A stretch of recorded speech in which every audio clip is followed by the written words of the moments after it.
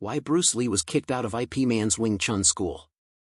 The movies always show Bruce Lee coming to Ip Man as a kid to learn Wing Chun, but they never show how Ip Man stopped teaching Wing Chun to Bruce Lee or how Bruce Lee had to stop taking lessons at Ip Man's school. So let's take a dive into how Bruce started studying Wing Chun under Ip Man and what led to him being asked to leave the school. Hey man, you won't want to miss this one. What's up, y'all? My name is Prince, and I'm on a journey to help people find harmony in their life through martial arts, mindfulness practices, and tapping into our own internal power. Hey, when it comes to martial arts and tapping into your own internal power, there aren't many people more inspirational than a guy like Bruce Lee. And that's why we're taking a look at the life and times of Bruce Lee in this series to separate the man from the myths. Dragon.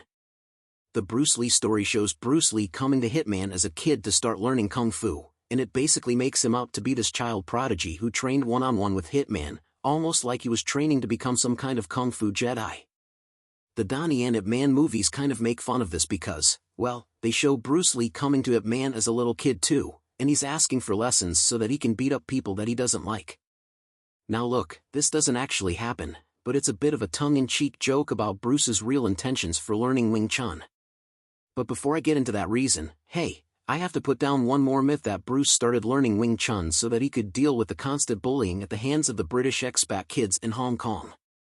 Now, hey, if you remember from last video, it was more like Bruce and his friends who were doing the bullying. So why did Bruce Lee start learning Wing Chun Kung Fu from his name? Bruce Lee said in a 1967 interview with Black Belt magazine that he took up martial arts to become a better SD fighter. In Bruce's own words, he took up martial arts because he felt insecure. Remember in the last video how I talked about Bruce Lee being what was called a teddy boy, which was this slang term for bad boys who were growing up in Hong Kong in the early 1950s. Well, Bruce would end up meeting a bigger teddy boy who was 2 years older than him and a little bit bigger. He was the son of a policeman, and his name was William Chung. Bruce couldn't beat William Chung, so he had to call him Big Brother in Bruce's gang. They had to become part of William Chung's gang.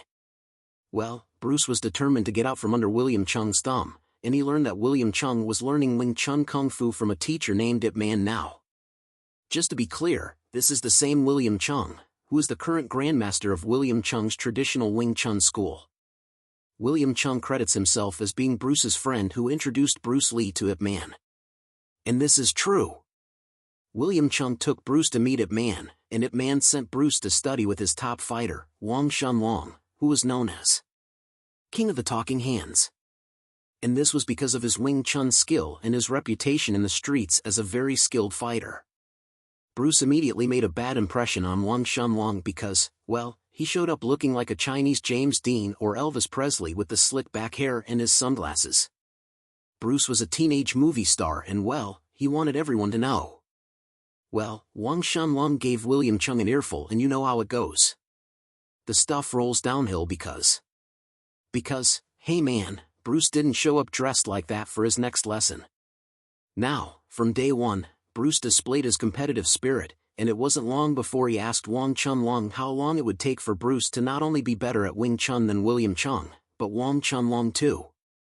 So in order to get more personal attention to help him improve even faster, Bruce started to play pranks on his other classmates, kind of like showing up to Wang's apartment early and then telling his other classmates that classes were cancelled for the day. And as soon as Bruce saw everyone catching the bus, he would double back to get an individual lesson from Wang Xinglong. Bruce's competitiveness-driven pranks would eventually get him out of favor with Ip Man's other students who were training with Wang Xinglong at his apartment. Eventually they'd all go to Ip Man demanding that he expel Bruce from the school due to him being mixed blood or Eurasian.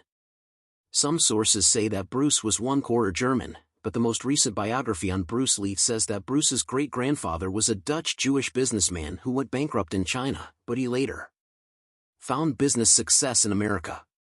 Bruce's grandfather, like many Eurasian mixed Chinese, would become extremely successful and he went on to become the wealthiest man in Hong Kong.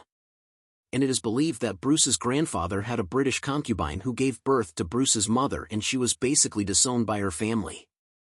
But she chose to marry Bruce Lee's father, who was a poor, illiterate stage actor originally from Foshan, the same city as Ip Man. So you can see that there was a lot of mixing going on, and there were a lot of hostilities towards Bruce in addition to him being a hotshot show-off.